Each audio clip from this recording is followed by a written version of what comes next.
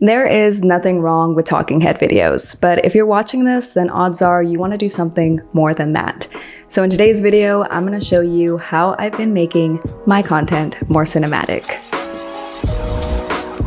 The first thing that has made a difference is getting more intentional with my shots. Mapping out which direction I want to take my audience visually before I even have my camera in hand takes a lot of pressure off of me in the moment.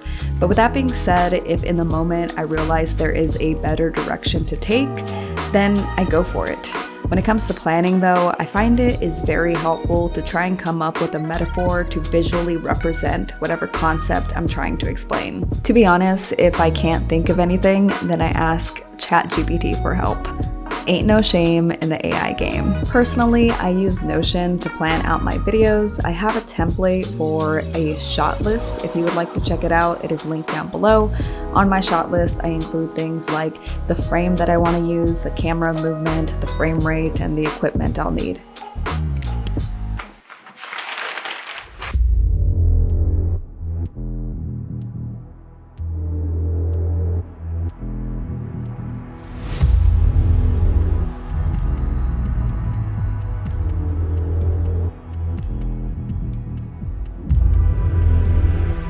The next thing that I've been doing is using different framing techniques.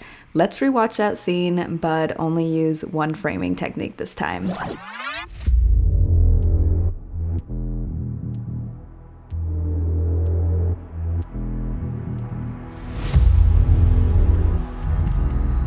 Although a wide angle does give a sense of isolation in this shot, this scene overall is not as interesting as it was with multiple framing techniques. So my tip to you is to do multiple takes just using different framing techniques while you're making your videos. Next up, let's talk about music and silence. Rather than just having one song as background noise, use music and silence to set the vibe of your video and push your narrative forward. Think about it. Movies don't just use the same song the whole time. Unless we're talking about the original Top Gun and the song Danger Zone. Highway to the Danger Zone.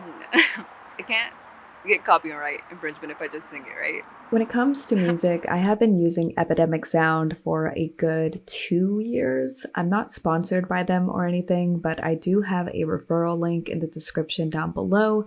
And if you use that link, you get 1 week for free. And while we're on the topic of audio type stuff, I think I need to talk about sound effects. While music really sets the emotion and vibe of your video, sound effects will suck your audience in. And I think that the best sound effects are the ones that are so subtle that the audience doesn't even realize they're happening, but subconsciously they're just getting pulled into the story more because of them. Epidemic Sound also has sound effects, so don't forget to check out that link. The next thing that I've done to make my videos more cinematic is using motion. This is hard to do in camera when you're shooting yourself, but you just gotta get creative sometimes and hope that you don't break anything. This camera slider that my cat's adorable little head is blocking has been a game changer though. It allows me to capture movements like panning or pulling out or pushing in without having anyone else there to record me. But if you don't have a camera slider or any friends, then you could also add some movement in post like I did for these clips. To do this in Premiere Pro, all you gotta do is mess with some keyframes in the Effect Controls panel with the position or the scale, depending on how you're trying to move the video. There's tons of videos online outlining this process, by the way.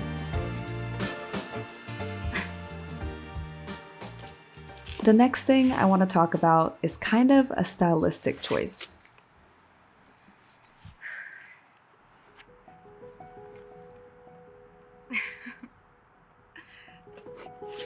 If you have ever wondered how people get their videos to be hazy and dreamy all the time, diffusion filters is the answer. Personally, I have a few diffusion filters, my main one being my Dream FX filter by Prism Lens FX. It is a little pricey though at $105, so I also have some from Walking Way, which is a cheaper alternative.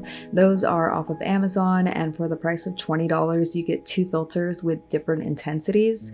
Here are all my lens filters side by side so you can kind of have an idea of what they look like.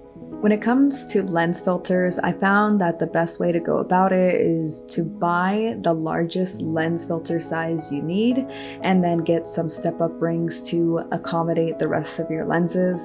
The only issue I've run into is that my wide lens doesn't really work with the step-up rings because it is so wide that I could see the step-up ring, so I had to get a lens filter for my wide lens specifically.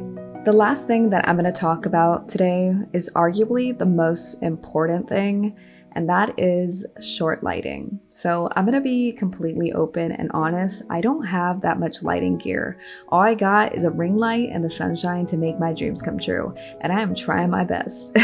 So with limited lighting gear, one thing that I have kept in mind that has upped my game for filmmaking is short lighting. So what short lighting is placing your camera on the shadow side of the subject. What this does is create more depth within the shot. If you watch a movie or the next time you watch a movie, pay attention to the shadows and you'll notice that more times than not, the camera is on the shadow side and whoever's the director is using short lighting. And with that, that's the end of this video. I hope you enjoyed it. If you did, don't forget to give it a thumbs up and hit that subscribe button as well. Until next time, bye.